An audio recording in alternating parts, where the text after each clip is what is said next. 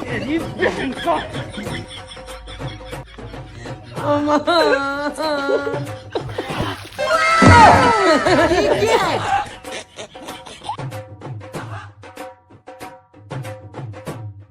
अरे भाई जल्दी से ढूंढ, मोबाइल में पानी पड़ जाएगा यार। बहनचोद।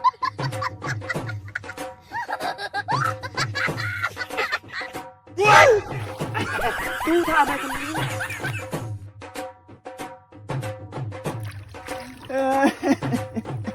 अरे भाई जल्दी कर, अगर मोबाइल निकल गया ना तो अम्मी समझेगी तूने किससे हड़प कर ली। अरे कुछ नहीं होता, ढूंढते ढूंढते। भाई जल्दी करो।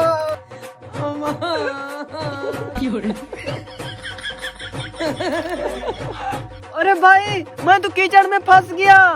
अरे भाई नीचे मत जा वरना शादी से पहले बीवी के काम आ जाएगा।